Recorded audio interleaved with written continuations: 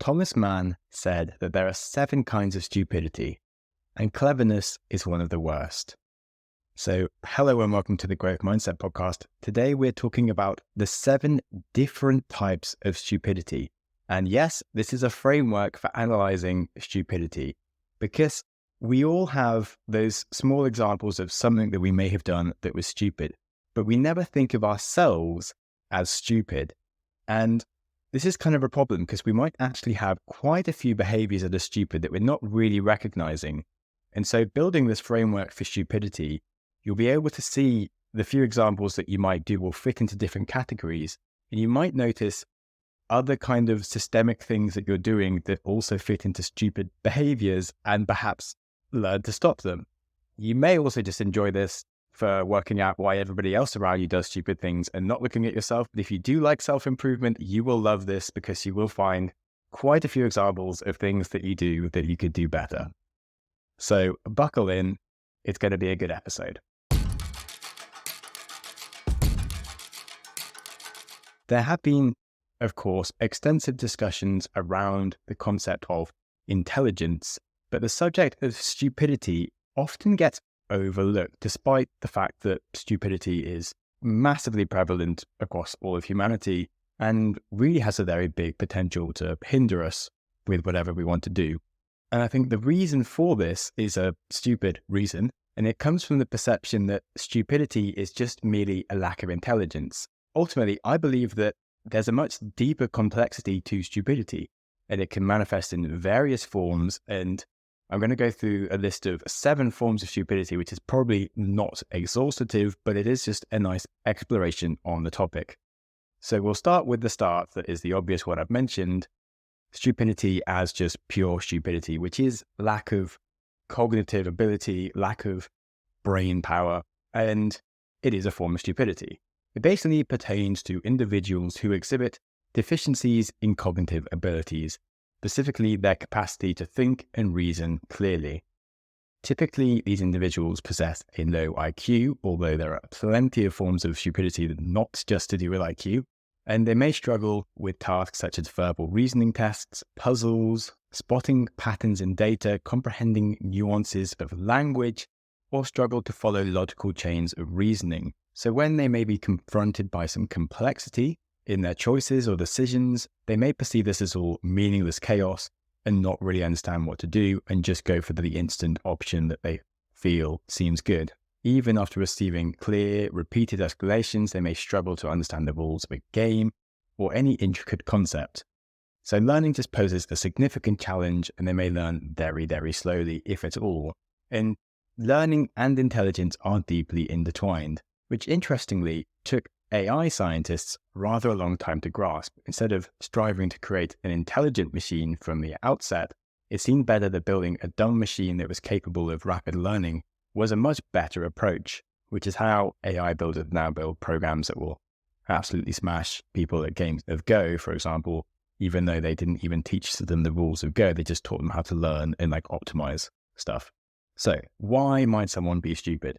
Well, genetic reasons, just inherited cognitive abilities of how your brain works, environmental influences such as growing up with a lack of resources or food for brain development, or in a culture that places minimal emphasis on actually learning anything like writing and numbers or critical thinking and learning how to question the bias and work things out for yourself, or having actual information given to you that is just completely incorrect, like being told that the earth is flat or that King Jong-il is a god, etc.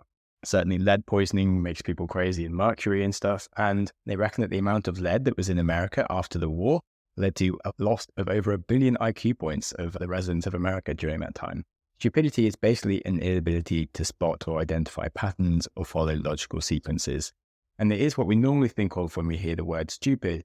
And this helps us understand the rest of this, where I'll show where we also have stupid behaviors, but not just due to cognitive ability, but due to other things that cause us to not look for or spot the patterns in front of us and make sense of the world around us.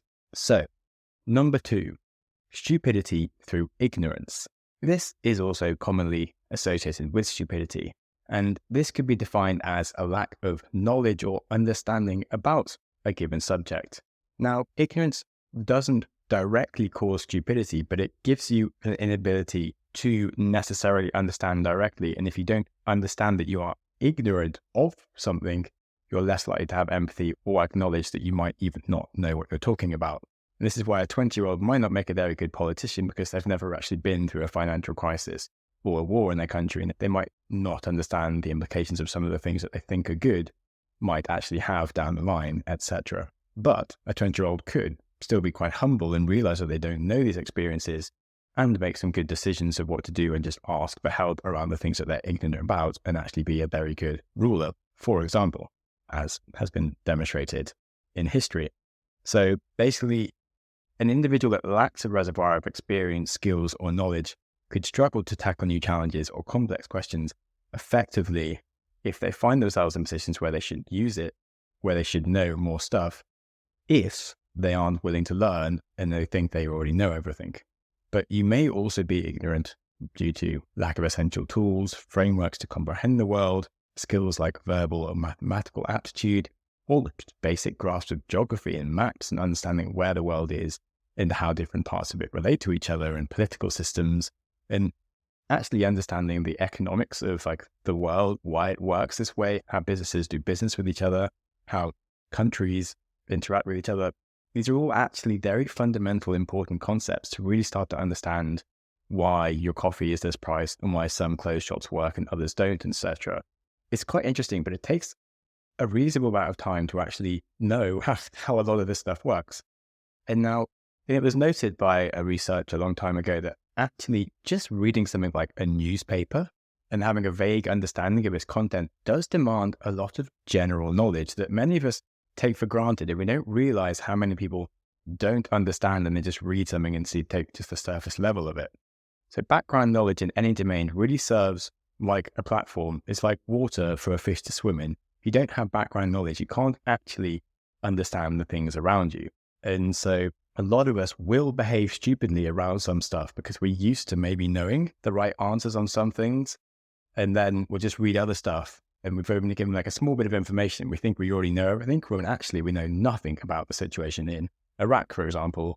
But we've heard one headline and we're like, yeah, we know everything about war and why these people are like wasting all their money with this. And we really don't know.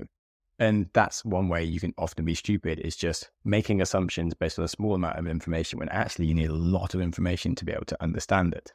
So even people with a very high IQ or other forms of intelligence can really mess up this form of stupidity and make bad decisions or come to bad conclusions and spot patterns incorrectly due to thinking that they know more than they actually do and being rather blind to their lack of knowledge. And that makes you do stupid things. So now, number 3, overconfident expert stupidity. So this relates a bit to the last one and might also be defined as the fish out of water. So as we've seen, that stupidity can come from lack of cognitive ability or lack of knowledge and ability to think critically. But this is, of course, incomplete, and there are many other ways. It fails to account for things like the fish out of water stupidity, which is where an individual with a powerful intellect who's accumulated extensive knowledge in several specific domains, perhaps, and would be commonly perceived as intelligent, especially in their particular areas.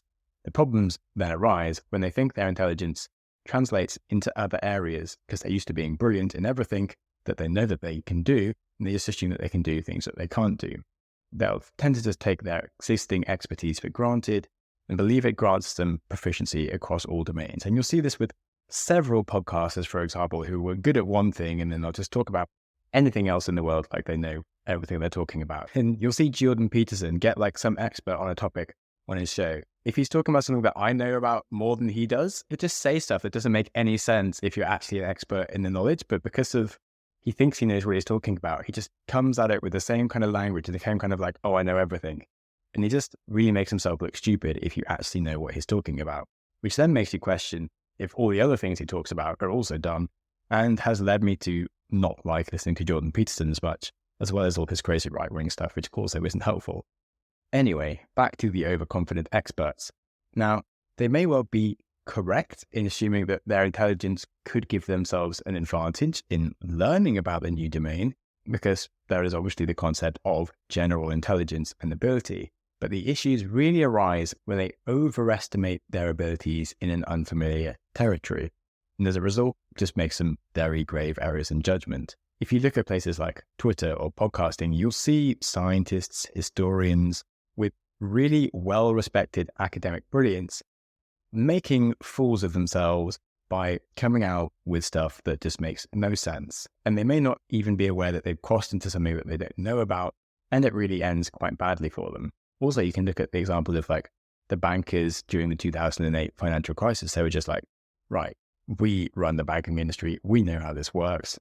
We're not going to cause a problem because we're just making money doing this. We're never going to like have it all collapse in on ourselves. And then the crash happened and they were like, oh, we thought it wouldn't happen. And, just people get out of their field quite easily. So that's the overconfident expert stupidity. And now we have perhaps my favorite one, which trips up lots of companies, political systems, and individuals. And this is systemic stupidity, also known as perhaps rule-based stupidity. When we think about stupidity or discuss it, we often think of stupidity as an individual trait, and we'll label people as smart, stupid. But even among like intellectuals, this can really be quite dangerous, because even when you have smart people together, they still can behave quite stupidly. And people have been categorizing people as smart or stupid for years and years, and it's really unhealthy because firstly, I've seen plenty of people with low IQ just make really good life decisions and like play within the realms of their powers and actually just run a good solid business. And you can also see smart people absolutely mess up a business, just constantly trying to do too many things and screw their life over.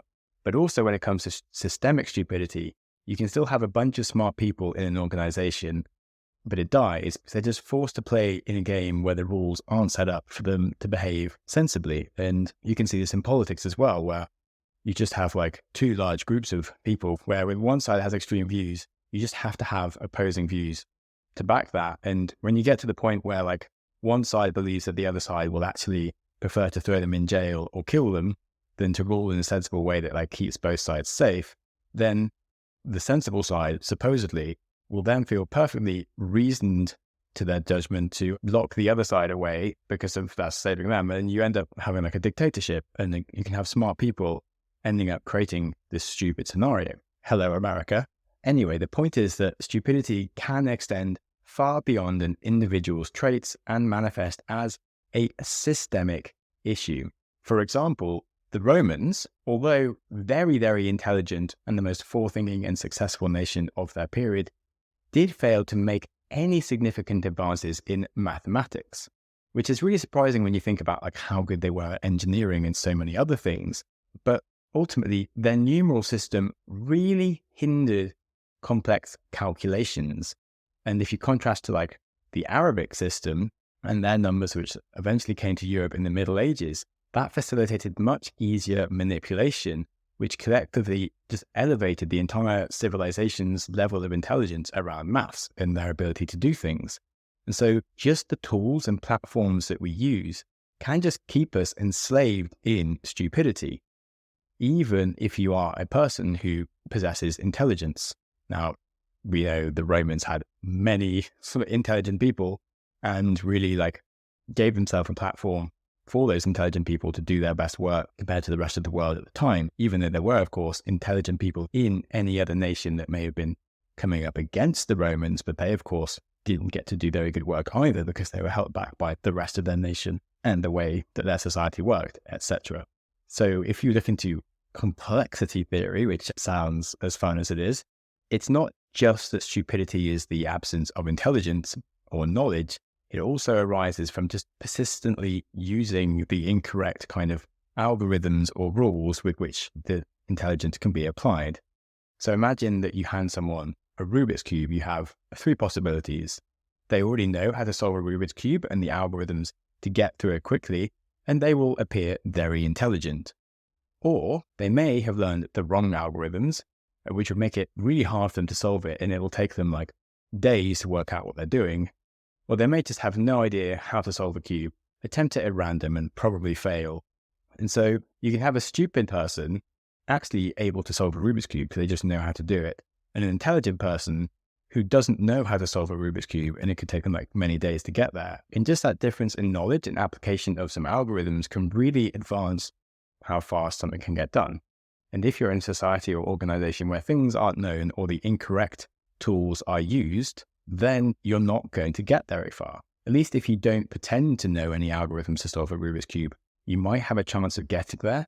Whereas if you think you've got algorithms to solve it, but they're the wrong algorithms, you're never going to solve it because you're going to keep on applying things and it's going to keep on failing. And yet in normal life, people will really run through their whole lives with the wrong kind of algorithms running, where they just think that what they're doing is going to build happiness, and it keeps on failing to build happiness, but yet they keep on trying it because society tells you that those actions are the things that you should do to become happy, and you haven't worked out how to be happy for yourself because if society keeps on telling you that those are the things that you should do.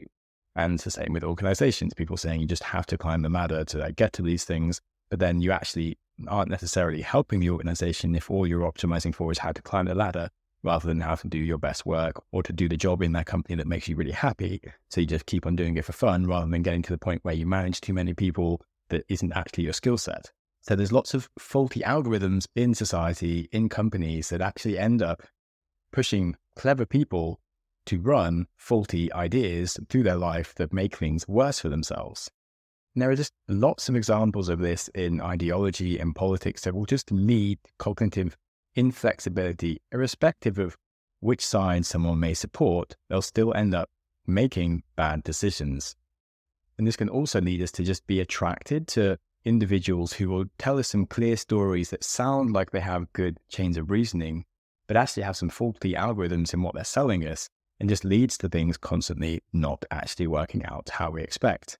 So in many cases, stupidity doesn't actually arise from a lack of mental material capacity, but often from like an excess of mental capacity, but applying that extra mental capacity down chains of logic that don't quite work. And so in fact, the ability to carry like the abundance of information allows us to carry concepts in our minds that we can absorb from others that actually aren't helpful. We'll inherit these powerful algorithms of how to be successful that are based on flawed theories and misleading facts and just captivating stories or faulty metaphors just from misplaced intuition somewhere that just keeps on being carried along and just doesn't get fixed. And we'll accumulate this knowledge feeling like we're building solid knowledge within ourselves, feeling that like society knows best.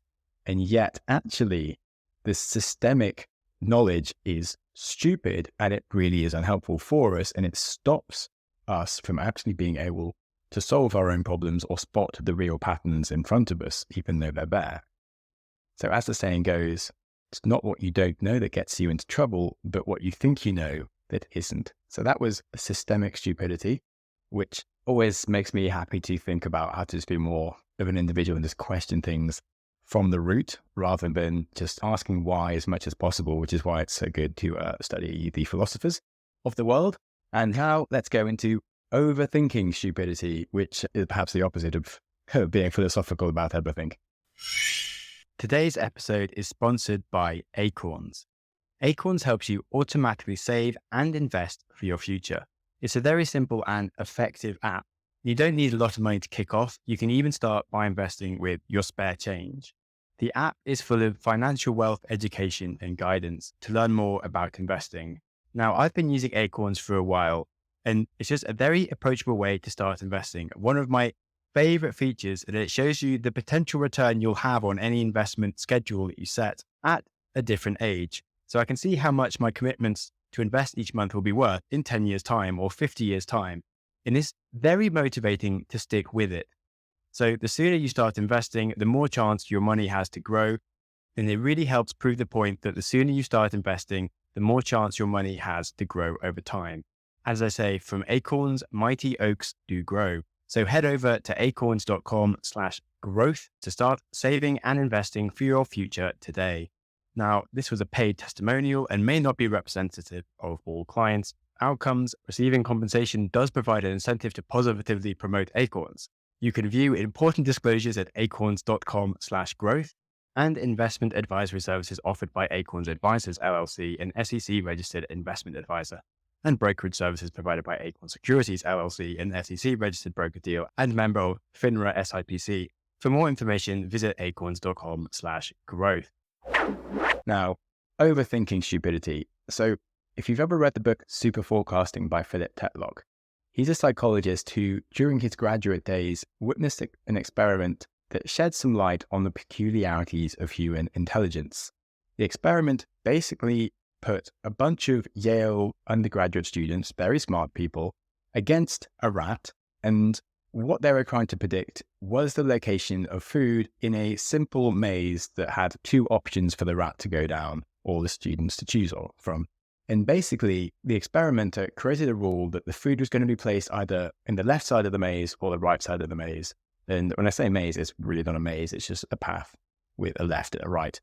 And what they did was they say 60% of the time, we're just going to put the food on the left and 40% on the right. They didn't tell the rat, obviously they couldn't, but they didn't tell the rat where the food would be. And they also didn't tell the students where the food would be. Now, the students tried to come up with like a very complex algorithm to work out why sometimes food was appearing on the left or sometimes on the right. They achieved a success rate of 52% that they would guess it right, which is a tiny, tiny bit better than statistical chance, but not that great. The rat, however, basically learned that food normally appeared on the left side a bit more than the right, so the rat just always went left, which meant that it got 60% accuracy. So the rat worked out this algorithm better than the students, which is kind of hilarious, but also shows why that humans just like to overthink things and expect to have something deeper than there really is. Smart individuals often perceive themselves as intelligent, and they'll tend to dislike a strategy that accounts for inevitability of errors. So the idea of having a strategy of just always going left, where 40% of the time you're going to be wrong, just doesn't really sit right. You just have to think that there must be a way to predict that, like, there is a way that you can guess left or right each time, even though actually it's just relying on a statistical random number generator that just goes left slightly more. So even when faced with apparent randomness, we'll refuse to surrender to the possibility that something is random. And like, our intellectual ambition as a human that's kind of smart will drive us to just try and impose some form of smartness and intelligence on the world, when often there is no such thing as pure right answer. It is just random. So our ambitions for intelligence can lead to insights and innovations, but it can also lead to stupidity and errors, which we will just skillfully defend as the right answers and lie to ourselves, when actually there is no such thing as like a right answer. There is just some random statistics going on. Once a clever person or a stupid person adopts a mistaken belief, trying to persuade them that they're doing something wrong is a very, very hard task, because of if you have some cognitive sophistication in your abilities, you will be able to explain your flawed thinking better and outsmart people in your explanation, even though your explanation is absolute bull crap. But you'll believe it anyway because you just have this inherent idea that you're probably right and there's something sophisticated going on. Now, this isn't just like mathematical IQ or pattern recognition, but also verbal fluency. When people are very good at just speaking, they can just explain things really quickly and lie to themselves and others around them. And that makes their whole life much worse, even though it's like a useful skill for many other things. So anyone who can eloquently speak off the cuff can usually find immediate explanations to justify their thoughts or their beliefs, and think that like just by speaking these words that it'll sort of magically materialize into truth, even though they can't manipulate the laws of physics and the world around them, but they just think that by speaking they can do these things. Going a bit far down that, another manifestation of overthinking can be observed in things like products and apps or movies crammed with like so many different things in them, like ingenious features, which actually loses the substance and gets away from like the usefulness of it. So like an app that's got so many features is that it's just bloated and unusable. A movie with so many different plot lines and characters is just confusing and unwatchable. Yet as a creator, you often think that like more is better. And we can just really overthink what someone needs and just add more and more things, where it takes a genius like Steve Jobs to really concentrate on simplicity and just be like, okay, what can we hide from everyone and just like create an app or a product that just has like just the elements they absolutely need and nothing else. And the same like his work in Pixar, it's really boiled down stories to just like, what are the things that like give you a magical experience? And that's remove everything that is excessive from the story. In general, this has been something that has been discussed since Socrates around the concept that there is an intricate relationship between human intelligence and its amazing potential to then generate stupidity through its intelligence, but it is just one we have to watch out for. And now on to number 6, emergent or organizational stupidity. Now this certainly does relate into systemic stupidity, but it has a few quirks that are worth talking about. Emergent stupidity is a phenomenon often observed in organizations that make questionable decisions, and it becomes challenging to attribute those choices to any one specific individual, even like in hindsight afterwards. And surprisingly, there might not be any inherently unintelligent people involved in the decision, and often they might all be very intelligent. Certainly if you look at a company like Enron, brilliant people involved, and yet they completely screwed up the business. And stupidity in the context of some businesses can just emerge in the same way that intelligence manifests in the behavior in like a flock of geese or an ant colony, or interactions between cells and synapses in the human brain. Very small, simple processes that create something very clever. In the same way, you can have some very small processes that just create something very stupid out of very clever people. So when individuals within a group follow a few simple rules and cooperate, their collective behavior can exhibit intelligence. And that's why humanity is so great, because any one person could not have built any of the amazing things in the world alone. It takes combinations of groups and teams to actually build anything of brilliance. And the human machine, as it is, exhibits vastly more intelligence than some of its parts. However, the opposite can also happen and can lead to outcomes significantly worse. So for a leader in an organization, it's essential to reflect on the simple rules that your people adhere to and the culture that you are creating. Even when people are not consciously thinking about it, and you really want to focus on questioning why these rules are in place and whether they're going to foster intelligent overall decisions or stupidity. If you just look at human evolution, the drive to avoid stupidity isn't necessarily that high in the list of things that we've evolved. Our primary focus has just been on survival and reproduction, which does involve getting along with others. However, it's important to note that being really clever and fostering harmonious relationships are not necessarily interrelated. These can often conflict with each other because we want to avoid disagreeing with the group, and that can lead to collective intelligence in general that is better. And this is why we learn from our elders and why we make decisions based on other people, and often democratic thinking is usually the best. But sometimes contributing to a pool of people's individuals can just lead to decisions that aren't the best for anyone. And when we agree with a consensus or agree with a leader, can really miss out on the full intelligence of the individuals involved and make the process worse for ourselves. The human desire to not stand out sometimes or disagree with others can really just lead us to kind of agreeing with things that we shouldn't be agreeing with. And this is something you really want to look at if you are in an organization that you think maybe isn't doing things correctly, or if you run an organization. A lot of this does relate to the systemic stupidity, so I'm not going to go on too much more about this. Lastly, we get to ego-based stupidity, which actually maybe is about on par with my love of the systemic stupidity. Ego-based stupidity is a fundamental part of the human existence, again, and intertwines deeply with emotions and one's sense of self. Within this category, there are many subtypes as well, but the core principle is that when individuals feel insecure, they're more likely to engage in self-imposed ignorance. And there's no other way to describe this other than self-protection.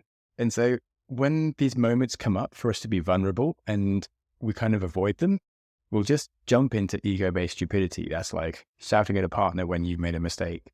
That's not telling your organization that you work for that they're being really stupid and just agreeing with everyone else. That's lying to yourself about an investment you made that's losing money and being like, oh, I made a good decision, and always looking at ways to protect yourself rather than just flag that you've been a complete idiot and that you need to do something about it. So some fun facts is there is a clear correlation between susceptibility to conspiracy theories and feelings of anxiety. So when we have more anxiety in the population in general and just in the world, we're more likely to believe conspiracy theories and really stupid-based stuff, because if we just lack the real sense of control and don't like to hear things like, we need to do something about it or it's our fault, and we just want to hear a conspiracy theory where we can blame others and just be stupid. You can see this based around like 2016, when both like the US and the UK became like just engulfed in conspiracy theories around Brexit and Trump, and many intelligent individuals just succumbed to feeling of like helplessness and fear around the whole things that were going on, and just led them to adopt foolish beliefs of these conspiracy theories that were going on just because they didn't really want to deal with like the facts. And political extremists and conspiracy theorists really crave the security of certainty rather than having to deal with like uncertain, difficult situations. It's not solely like the ideology or conspiracy theory that draws people in, but it's the community that forms around it and the certainty and safety in numbers around believing something that means that you aren't the problem.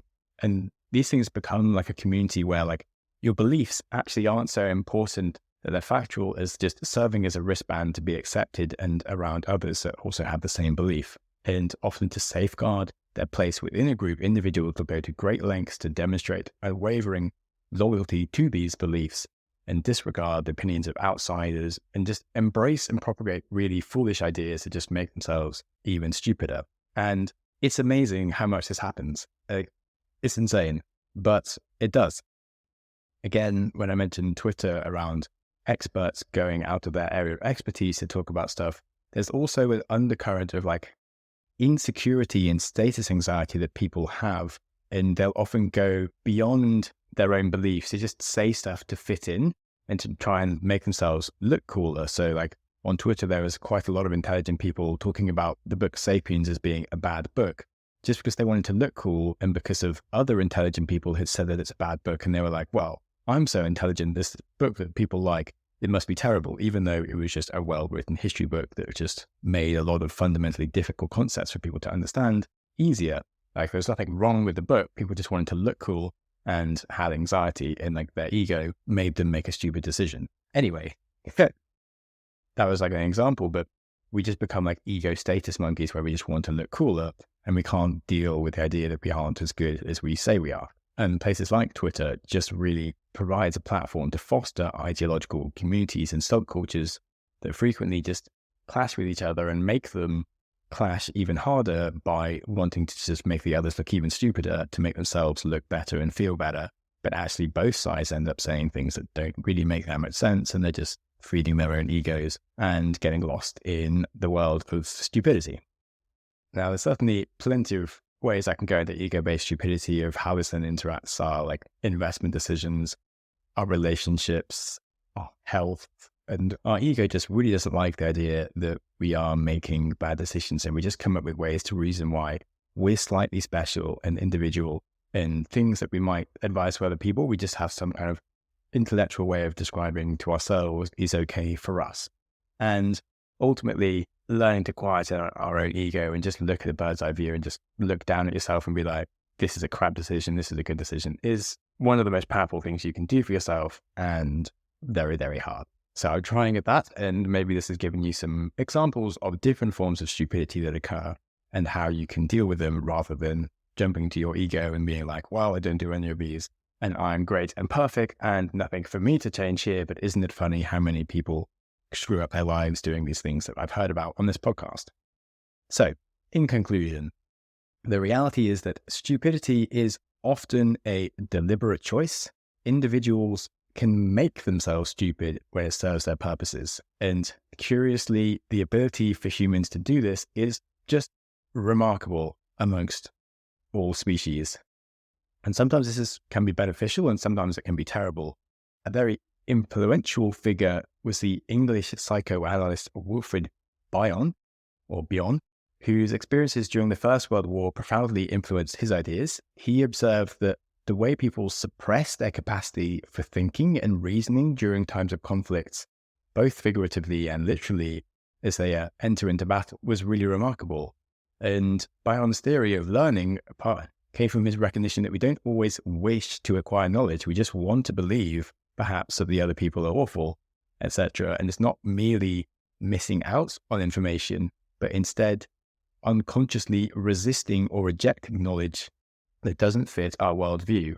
And this is amplified at most during conflict, which is why it's also really bad in politics when you get to the point of distrusting your opponents, where you actually think they're going to do bad things to you, because then you think it's okay to do bad things to them, and life just descends into awfulness, as opposed to looking for what in their policies might actually make lots of sense and are fine, and perhaps are things that you could do yourself, and just working out how you can find common ground as opposed to how you can just conflict more and more.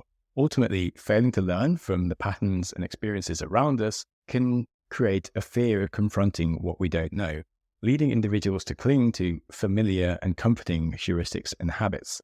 So according to Bion, genuine learning from experience demands the challenging and uncomfortable task of reflecting on your own emotions and just really questioning yourself, which isn't natural and is why the ego will screw you over in so many different situations. So understanding that perspective, I think, just clarifies the difficulty of understanding your own stupidity and why it's so hard to get. And I started with explaining that stupidity is a thing that isn't just down to intellectual power, and explaining how stupidity appears from just lack of brain power and intelligence, but how so many different ways of being unintelligent can appear, and then summed it up with the fact that the ego will just always lie to you about ways that you are being unintelligent, and that this is the one that you need to solve.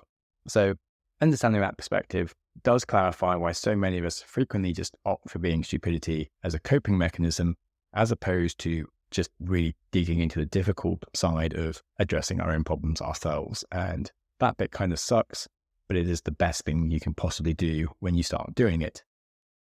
Whew. And on that, thank you for listening to these 7 different types of stupidity.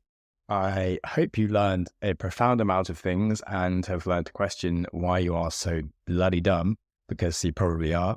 Jokes, you're a very intelligent person listening to this podcast. Thank you very much. Please leave me a positive rating and tell the world how intelligent you are for listening to this podcast and how great the host is. That would be swell. And have a bloody fantastic week. Look after yourself. Life is to be enjoyed. That starts with enjoying today. That's not a future thing. That's today. And whilst you're enjoying today, be nice to someone else too.